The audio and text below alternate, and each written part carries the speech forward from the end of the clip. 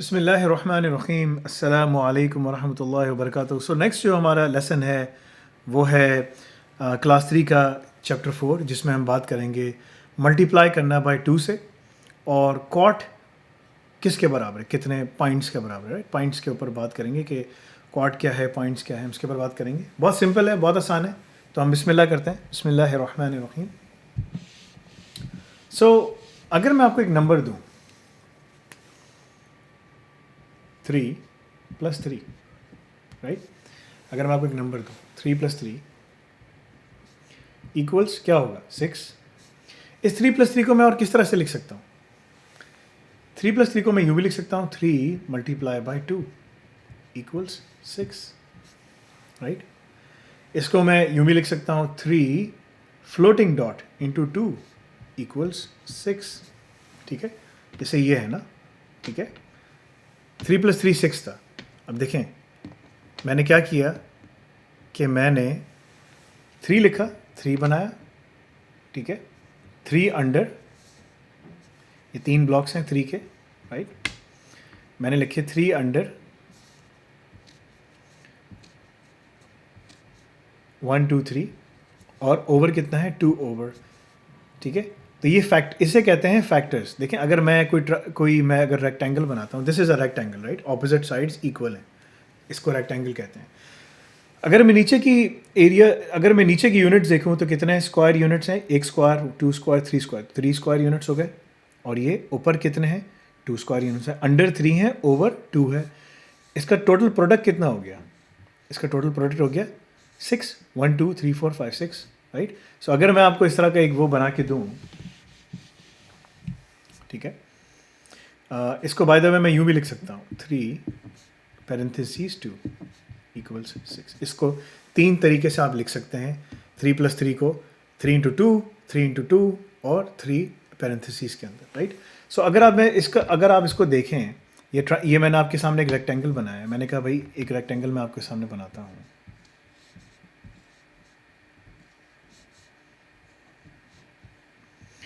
तो नीचे कितने स्क्वायर यूनिट्स हैं? 1 square unit, 2 square unit, 3 square unit. तो मैंने कहा था 3।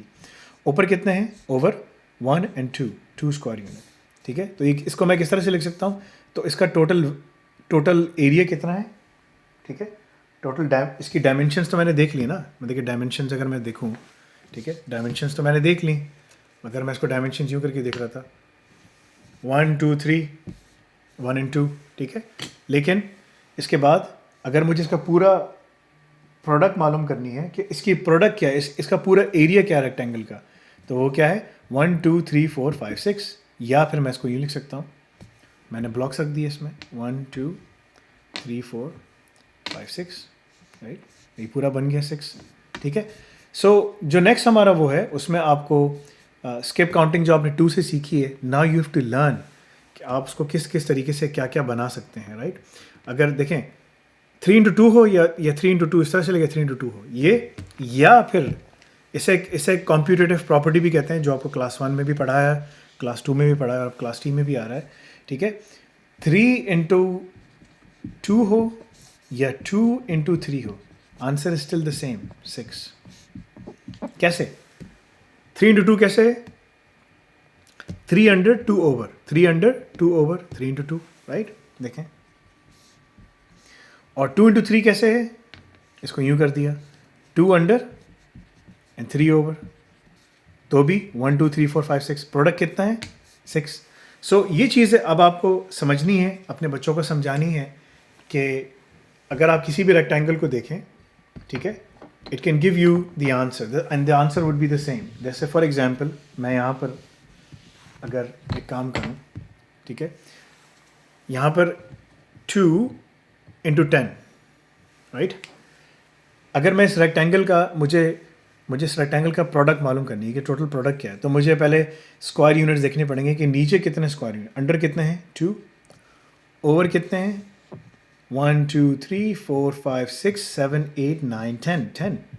तो उसको मैं कैसे लिख सकता हूँ? तो उसका टोटल प्रोडक्ट कितना हुआ? फैक्टर्स निकाल लिए ना, दीज आर द 2 फैक्टर्स, इसको फैक्टर्स कहते हैं। तो जो टोटल इसका एरिया कितना हो गया प्रोडक्ट का? द प्रोडक्ट इज 1 2 3 यानी कि 2 4 6 8 10 12 14 16 18 एंड 20, 20 इज़ द आंसर। तो उसको कैसे लिख सकते हैं हम? इसको 2 इंटू 10 इक्वल्स 20 लिख सकते हैं, और 10 और मैं यूँ भी करके लिख सकता हूँ उसको, तो भी आंसर वही आएगा। फ़र्क इतना है कि ये अब 10 हो गया और ऊपर 2 हो गया। 10 इंटू 2 हो तो भी आंसर 20 है, और आप बना के देख सकते हैं, राइट। अब आपके पास फुल वो है कि आप बना के देख सकते हैं ना। ये तो हो गया 2 का मल्टीप्लिकेशन कि कैसे करनी है, क्या करनी है, ठीक है, जो कि बहुत ज़्यादा इंपॉर्टेंट है आपके लिए कि आपको चीज़ें समझ आएँ ना। एक इम्पॉर्टेंट चीज़ है, उसे कहते हैं क्वार्ट्स एंड पाइंट्स, राइट। ये एक मेजरमेंट है जो कि बहुत बहुत बहुत ज़्यादा ज़रूरी है। अगर आप अमेरिका में, बरतानिया में, यूरोप में कहीं पर भी जाएं, मिडल ईस्ट में, ठीक है, वहाँ पर आपको एक मेजरमेंट मिलेगा लिक्विड को मेजर करने के लिए, वो होता है क्वार्ट्स, ठीक है। तो 1 क्वार्ट जो होता है equals to 2 pints, right. Now इसके लिए आप कोई मेजरमेंट के कप्स भी ले सकते हैं, कप भी लेके डाल सकते हैं, सब कुछ कर सकते हैं आप, राइट। आप उसको भी देख सकते हैं, लेकिन मैं आपको बताता हूँ कि आपके लिए जो आसान तरीका है वो ये है कि 1 2 का जो ब्लॉक है इसमें 2 है ना, सो अगर आपने इसको डिवाइड करना है, इफ़ आई से 3 क्वार्ट, 3 क्वार्ट का मतलब क्या हुआ? 2 पॉइंट्स ना। तो एक क्वार्ट के लिए मैंने एक 2 का ब्लॉक रख लिया, फिर दूसरे का ब्लॉक लिया, तीसरे का ब्लॉक लिया। मैं 3 क्वार्ट मालूम कर रहा हूँ ना, राइट। मैं मालूम कर रहा हूँ कि 3 क्वार्ट्स कितने पॉइंट्स के बराबर होगा। तो उसके लिए मैंने 2 का ब्लॉक लिया, मैंने कहा ये 1 क्वार्ट है, ये 2 क्वार्ट है, ये 3 क्वार्ट, बिकॉज एक क्वार्ट में 2 पॉइंट्स होते हैं ना। तो 1 2 3 4 5 6 पॉइंट्स, राइट। सो ये एक फंडामेंटल कॉन्सेप्ट है। सो ये एक इम्पॉर्टेंट कॉन्सेप्ट है जो आपने बच्चों को बताना है कि बेटा एक क्वार्ट में 2 पॉइंट्स होते हैं, और आसान तरीका ये है कि एक क्वार्ट जो है वो 2 का ब्लॉक है, ठीक है। आपने लिया 2 क्वार्ट्स हैं तो 4 पॉइंट्स हो गए, 3 क्वार्ट्स हैं तो बेसिकली 6 पॉइंट्स हो गए, 4 हैं तो 8 पॉइंट्स हो गए। कैसे? 1 2 3 4 5 6 7 8, तो 4 क्वार्ट्स किसके बराबर हो गए? और ये लिक्विड को मेजर करने के लिए होता है नाउ, राइट। नाउ इसमें एक और चीज़ है कि हम आपको कुछ एक्सरसाइजेज देंगे, उसमें नंबर्स लिखे होंगे, इसमें लिखा होगा 1 2 3 4 5, ठीक है, 6 7 8 9 10 11 12 13 14 15 and 16 17 18 19 and 20।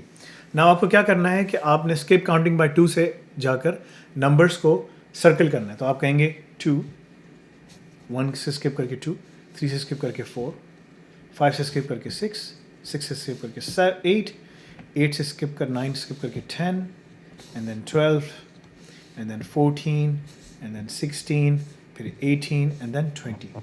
तो ये आपने अपने बच्चों को कॉन्सेप्ट बताना है।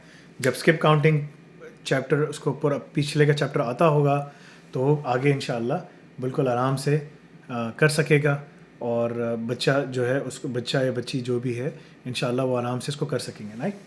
नाउ इसके अलावा आपको एक और चीज़ दी जाएगी कि 1 इंटू 2 किसके बराबर है, ठीक है, और 2 इंटू 2 किसके बराबर है, 3 इंटू 2 किसके बराबर है, एंड 4 इंटू 2 किसके बराबर है। तो 1 इन 2, यानी कि अगर मैं 1 को यूँ रखूँ 1 और 2, 1 एंड 2 2 के बराबर, और अगर मैं यूँ रखूँ 2 ब्लॉक्स रखे मैंने, ठीक है, यूँ भी 2 रखा और यूँ भी 2 रखा, इसका मतलब क्या है? फैक्टर्स है ना, ठीक है, एक रेक्टेंगल के फैक्टर्स हैं, तो एरिया कितना हो गया? परफेक्ट स्क्वायर बन गया 4, ठीक है।